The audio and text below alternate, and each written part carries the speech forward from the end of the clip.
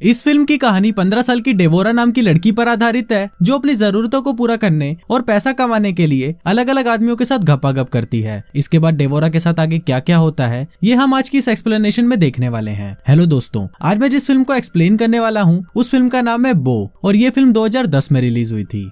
Movie की शुरुआत में हम 15 साल की डेवोरा और उसके बॉयफ्रेंड ठोकुमल को देखते हैं, जो अपना स्कूल खत्म करके कहीं जा रहे होते हैं। वो दोनों जंगल में मंगल करने जाते हैं और वहां पहुंचते ही ठोकुमल बिना टाइम वेस्ट किए डेवोरा की ठुकाई करना शुरू कर देता है, पर तभी डेवोरा उसे रोक देती है और बोलती है कि अभी वो इसके लिए तैयार नहीं है। इसके बाद डेवोरा अपने घर पर आती है और वहां पर उसकी मॉम उसे बताती है कि उन्हें जॉब से निकाल दिया गया है। डेवोरा अपनी मॉम और अपने छोटे भाई के साथ अपने नाना के घर पर रहती थी, क्योंकि डेवोरा के डैड के जाने के बाद उनकी फाइनेंशियल कंडीशन बहुत ही ज्यादा खराब हो चुकी थी। डेवोरा की मॉम के पास उसको पॉकेट मनी तक देने के पैसे नहीं थे, जिस वजह से डेवोरा उन पर काफी गुस्सा करती है और इसी के चलते दोनों में बहस हो जाती है। डेवोरा काफी शौकीन लड़की थी, जिसे अपने सभी शौक पूरे करने थे। अगले दिन स्कूल में डेवोरा एक लड़की को देखती है जो किसी के साथ एक बहुत ही महंगी कार में स्कूल आई थी। वो लड़की बीड़ी जलाने के लिए सबसे लाइटर मांग रही होती है, पर किसी के पास भी लाइटर नहीं होता। तभी डेवोरा भागकर उस लड़की के पास जाती है और उसे लाइटर देती है। डेवोरा उस लड़की को बोलती है कि मैं भी तुम्हारे घर के पास ही रहती हूँ, पर वो लड़की डेवोरा की इन बातों को इग्नोर कर देती है और उसे थैंक्स बोलकर वहाँ से चली जाती है। नीचे डेवोरा का बॉयफ्रेंड उसका वेट कर रहा होता है, पर डेवोरा को इससे घंटा फर्क नहीं पड़ता, क्योंकि डेवोरा उस लड़की से काफी इंप्रेस्ड हो गई थी और वो उससे दोस्ती करना चाहती थी ताकि वो उसी की तरह लाइफस्टाइल जी सके। स्कूल खत्म होने के बाद डेवोरा अपने दोस्तों के साथ कुछ कपड़ों की शॉपिंग करने जाती है। वहाँ पर डेवोरा एक जीन्स ट्राई करती है, जिसको देखकर उसकी दोस्त बोलती है कि तुम इसमें कतई जहर लग रही हो, पर डेवोरा के पास उसको खरीदने के पैसे नहीं थे, इसलिए वो अपनी दोस्त को बोलती है कि मुझे ये जीन्स पसंद नहीं आई। डेवोरा अपनी लाइफ से काफी परेशान थी, क्योंकि उसकी उम्र की सभी लड़कियों के पास वो सब कुछ था जो वो चाहती थी, पर इसी के अपोजिट डेवोरा के पास कुछ भी नहीं था। घर आकर डेवोरा देखती है कि उसके नाना सोए हुए हैं और वो चुपके से उनकी अलमारी में से $50 निकाल लेती है, पर फिर उसे ये पैसे थोड़े ज्यादा लगते हैं, इसलिए वो उस $50 को रखकर सिर्फ $20 ही उठाती है। घर से बाहर निकलकर डेवोरा देखती है कि वो स्कूल वाली लड़की जिसका नाम चिकनी चमेली है, उसे उसके पेरेंट्स ने घर से बाहर निकाल दिया है। फिर वो दोनों एक पार्क में आ जाते हैं और वहाँ बैठकर बातें करने लगते हैं। फिर चिकनी चमेली डेवोरा से पूछती है कि क्या वो उसके साथ चलना चाहेगी, जिस पर डेवोरा उसे हाँ बोल देती है। इसके बाद वो दोनों क्लब में जाते हैं, जहाँ पर डेवोरा को काफी अच्छा लगता है, क्योंकि वो अपनी लाइफ में पहली बार क्लब आई थी। दोनों क्लब में भाई के गानों पर डांस कर रही होती हैं और फिर डेवोरा चिकनी चमेली को $20 देकर बोलती है कि तुम जाकर हम दोनों के लिए ड्रिंक्स ले आओ,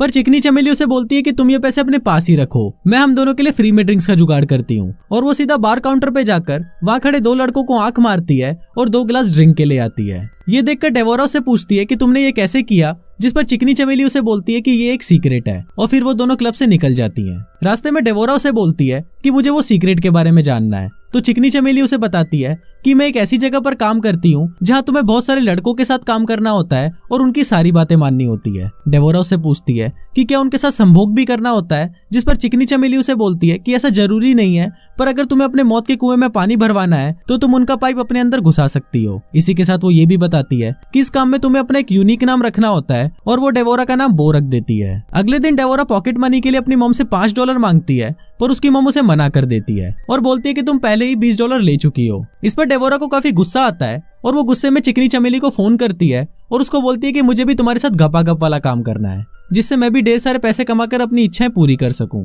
इसके बाद चिकनी चमेली डेवोरा को नुन्नीलाल नाम के एक आदमी से मिलवाती है, जो एक भड़वा दलाल होता है। फिर नुन्नीलाल डेवोरा से उसकी उम्र पूछता है, तो डेवोरा उसे 18 साल बताती है। इसके बाद नुन्नीलाल उसे अपने साथ ड्राइव पर ले जाता है और उसे ढेर सारी शॉपिंग करवाता है, जिससे डेवोरा काफी खुश हो जाती है। घर आकर डेवोरा अपनी मॉम को बताती है कि उसे एक होटल में जॉब मिल गई है, जहां उसकी शिफ्ट दिन में या रात में कभी भी हो सकती है। थोड़ी देर बाद डेवोरा को नुन्नीलाल का कॉल आता है और वो उसे बताता है कि तुम्हारा पहला क्लाइंट मिल गया है। नुन्नीलाल डेवोरा को छोटा छतरी नाम के एक आदमी से मिलवाता है, जो डेवोरा के अंदर अपनी छतरी खोलने की कोशिश करता है, पर डेवोरा उसे ऐसा करने से मना कर देती है और वहां से चली जाती है। रात को नुन्नीलाल डेवोरा से मिलकर उस पर काफी गुस्सा करता है और बोलता है कि छोटा छतरी उसका रेगुलर कस्टमर है, इसलिए तुम उसे ऐसे मना नहीं कर सकती। फिर वो डेवोरा को कुछ पैसे देता है, जिससे वो बहुत खुश हो जाती है। अगले दिन डेवोरा चिकनी चमेली से पूछती है कि क्या तुमने कभी किसी के साथ घपाघप किया है, जिस पर चिकनी चमेली उसे बोलती है कि लाखों बार। पहले तो मुझे ये सब करना अच्छा नहीं लगता था, पर अब मुझे बहुत मजा आता है। थोड़ी देर बाद डेवोरा को फिर से नुन्नीलाल का कॉल आता है और वो उसे बोलता है कि आज रात तुम दोनों को साथ में आना है।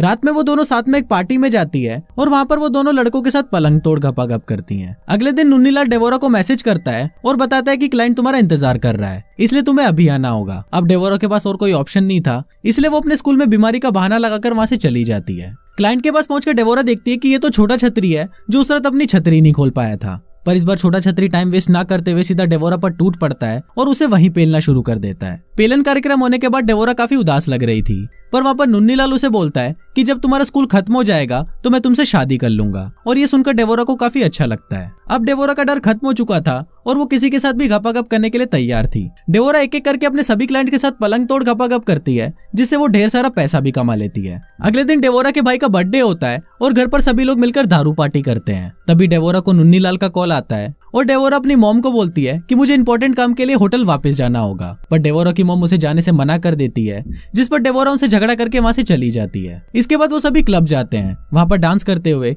भोसड़ पप्पू नाम का एक आदमी डेवोरा के पास आता है और उसके साथ घपाघप करने की कोशिश करता है, पर डेवोरा उसे मना कर देती है और बोलती है कि अगर तुम मुझे $400 दोगे तो मैं तुम्हें जन्नत की सैर करवाऊंगी। वो आदमी $400 देने के लिए तैयार हो जाता है और फिर बाथरूम में जाकर वो दोनों धुआंधार घपाघप करते हैं। वहाँ नुन्नीलाल ये सब देख रहा होता है और उसे ये देखकर बहुत बुरा लगता है, पर फिर बाद में वो भी बीच रास्ते में ही डेवोरा के साथ घपाघप करता है। अब इतनी खुदाई करवाने के बाद जब डेवोरा अपने घर पर आती है तो वो देखती है कि उसकी मॉम को वो सारे पैसे मिल गए हैं जो डेवोरा ने खुदाई के काम से कमाए थे। उसकी मॉम उससे पूछती है कि ये सारे पैसे कहाँ से आए, तो डेवोरा उनको बताती है कि ये पैसे मैंने अपना खून पसीना और पानी बहाकर कमाए हैं। ये सुनकर उसकी मॉम उस पर बहुत गुस्सा करती है और उसे घर से बाहर निकाल देती है। डेवोरा नुन्नीलाल को फोन करती है, लेकिन उसका फोन स्विच ऑफ होता है। अब डेवोरा के पास और कोई ऑप्शन नहीं था, इसलिए वो छोटा छतरी के घर पर चली जाती है। पर तभी छोटा छतरी के घर पर पुलिस आ जाती है और वो डेवोरा को रिहैब सेंटर भेज देती है। रिहैब में डेवोरा को एक लड़की मिलती है जिसका नाम फुलझड़ी होता है। डेवोरा की फुलझड़ी से अच्छी दोस्ती हो जाती है और वो फुलझड़ी को नुन्नीलाल का नंबर देकर बोलती है कि तुम इसे कॉल करो ताकि ये आकर मुझे यहाँ से ले जाए। अगले दिन डेवोरा की मॉम उससे मिलने आती है, पर डेवोरा उनसे काफी गुस्सा थी, इसलिए वो उनसे बात नहीं करती। उसके बाद डेवोरा के नाना भी उससे मिलने आते हैं और वो उसे बताते हैं कि तुम्हारी मॉम ने तुम्हें यहाँ भेजकर बिल्कुल सही किया। और यहाँ व्यूवर्स को पता चलता है कि इस मास्टर प्लान के पीछे डेवोरा की मॉम का ही याद था। कुछ दिन रिहैब में बिताने के बाद डेवोरा वहाँ से छूट जाती है और निकलते ही वो सीधा नुन्नीलाल के घर पर जाती है। फिर नुन्नीलाल डेवोरा के बाल काट देता है ताकि कोई भी उसे पहचान ना सके। नुन्नीलाल डेवोरा को बताता है कि जब तुम यहाँ पर नहीं थी तो मेरा काम पूरी तरह बंद हो गया था और खर्चा चलाने के लिए मैंने उधार पैसे लिए थे, पर अब मुझे वो पैसे चुकाने हैं। पर इस पर डेवोरा उसे बोलती है कि अब वो ये काम दोबारा नहीं करेगी। डेवोरा से मिलने वहाँ पर चिकनी चमेली भी आती है जो बहुत ही ज्यादा कमजोर हो चुकी थी। थोड़ी देर बाद डेवोरा देखती है कि घर के नीचे कुछ लोग नुन्नीलाल से मिलने आए हैं और वो उन्हें अपनी आईडी दिखा रहा है। ये देखकर डेवोरा सोचती है कि शायद उसे भी अपनी आईडी दिखानी पड़ेगी, इसलिए वो पर्स में अपनी आईडी चेक करती है, पर उसकी आईडी वहाँ पर नहीं होती। और तब डेवोरा को पता चलता है कि नुन्नीलाल उसी की आईडी उन लोगों को दे रहा है और वो अपना उधार चुकाने के लिए डेवोरा को ही उन लोगों को बेच रहा है। डेवोरा वहाँ से भागने की कोशिश करती है, पर घर के सारे दरवाजे बंद होते हैं। फिर डेवोरा अपनी मॉम को कॉल करने की कोशिश करती है, पर तभी वहाँ पर एक आदमी आता है और वो डेवोरा और चमेली को पकड़कर अपने साथ वैन में ले जाता है। रात को वो लोग सुट्टा मारने के लिए एक जगह पर रुकते हैं, पर तभी मौका देखकर डेवोरा उनका फोन चुरा लेती है और गेट खोलकर वहाँ से भाग जाती है। चिकनी चमेली को तो वो लोग पकड़ लेते हैं, पर डेवोरा वहाँ से भागने में कामयाब रहती है। फिर डेवोरा अपनी मॉम को कॉल करती है और उनको बोलती है कि मैं घर आ रही हूँ, और कुछ इसी तरह से ये मूवी यहीं खत्म हो जाती है।